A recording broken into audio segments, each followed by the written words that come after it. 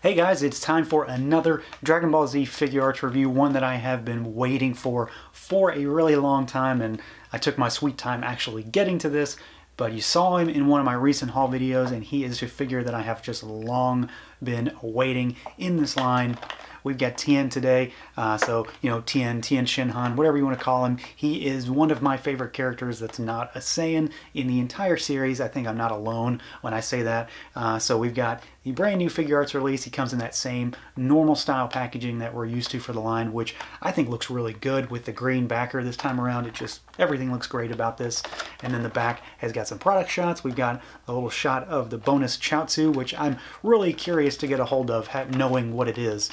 So yeah, let's just not even wait around. Let's pull him out and take a look. All right, guys, so here is Tien out of the box, and I gotta say, kind of at the base level, I am happy with this figure. He looks exactly like I want him to look. This is my ideal Tien figure, so I'm happy there. He does have some oddities. He's not perfect. I don't think there's such a thing as a perfect figure, really. I'm sure there is somewhere, but he does look the part, and I'm very happy with the overall aesthetic of this figure. There's going to be one wonkiness that I'm going to talk about, and then of course we do have an extra special accessory to talk about in a Chaozu. So let's go over articulation real quick. It's standard Figuarts fare. Head can swivel up and down. The neck does move as well to help aid in that movement. Arm can go out that far. And then, of course, he can swivel all the way around. We do have a bicep swivel. We have the standard Figuarts double joint, but it doesn't really go too much higher than 90 because it hits Tien's rather beefy bicep. And then we have swivel at the wrist. We do have an upper torso crunch, so he can go back a little bit. That's pretty good. And then he goes forward just a bit. So we do have kind of a dual stage crunch here. It crunches at the top, and then it'll crunch again at the bottom. And then we do have a twist, as you might expect. We've got legs that can go about that far. The pants kind of make his legs rather bulky, as you might expect. So those plates that are in there start to hit. There is swivel at the thigh. He can kick forward just fine. He can go back pretty far as well. And then, of course, we do have a double joint at the knee. And this is kind of the thing I was talking about in terms of wonkiness, because that's just so ugly. It's a really ugly joint. I'm not going to offer any solutions for it, but it's just not attractive. And then, of course, we do have a ankle, swivel, hinge, toe articulation. Now, as far as the overall sculpt and paint here, there's not tons and tons and tons of paint, so we'll talk about that first. We've got the face that is basically printed on, and I think it looks pretty good. It's you know, it's pretty straight. I've seen some examples of folks who have had issues with theirs. I don't really think mine has a problem, so I am fortunate there. We do have shading on the arms and the chest, just a little bit here and there to help bring out the musculature. We, of course, have the paint in that recessed scar.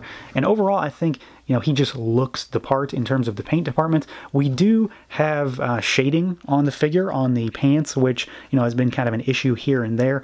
It's more of a situation nowadays, though, where they just say, let's shade here, and not really take into account lighting or where the shading might need to go, because there's still shading around the crotch, but not in a normal way. And then, of course, there's just shading on the pants. There is not really a whole lot going on the back side. And then, of course, we do have, you know, just different colors at play here, the reds, the yellows, and the greens. So, like I said, not tons and tons of paint. I am glad that we are getting the shading again. You know, some, even if it's not, you know, applied in any real dynamic way, is better than nothing at all, so I will take it. Now, as far as his sculpt goes, I'm not really going to talk too much about that because there's not tons here. It's an upper torso, you know, naked chest, which I think looks really nice with the sculpted musculature. You know, he just looks really beefy. He looks like someone you wouldn't want to mess with. I think the head is proportionate. I think it's very, very well sculpted. The ears look nice. And then the pants, while they do make this ugly joint that I mentioned, you know, they look very much like what he looks in the show. So, you know, if we're going for quote-unquote anime accurate, I think this is pretty close to what I expected to get. And I am ultimately very happy with that. Now, as far as accessories goes, we've got 3 extra heads. We've got a smirking head, we've got a screaming head, and we've got another one where he's gritting his teeth. He's kind of exerting himself.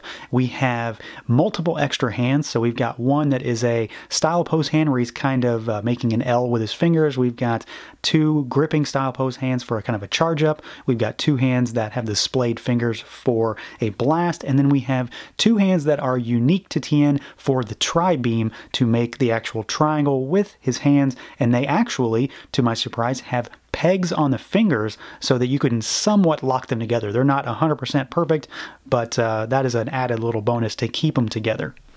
Of course, the big, or maybe little accessory that I was most interested in is Chaozu, and he is a bit of a disappointment, honestly.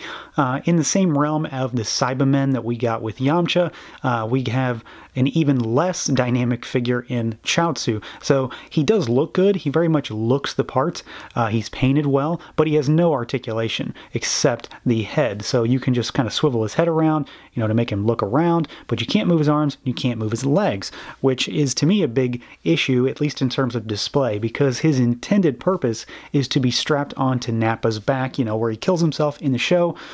So we've got this little clip that you can use to put him on Nappa's back, and he can recreate that scene from the show. However, I don't want that as my display. I mean, it's nice for people who are going to take photographs of the 2 figures together, but in terms of a display, I'd much rather just be able to, you know, have a swivel leg, make him stand straight up would be perfectly fine with me. You know, at least the Cyberman can stand up.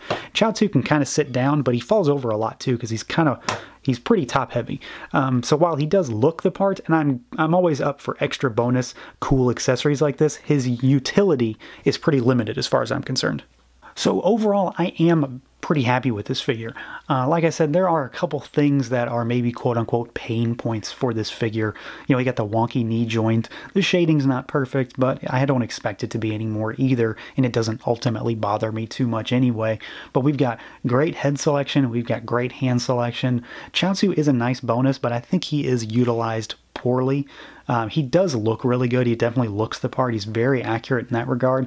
But I don't want him sitting down in this goofy pose in my shelf, nor am I ever going to display him on Nappa's back for at least any extended period of time. That's just not my display.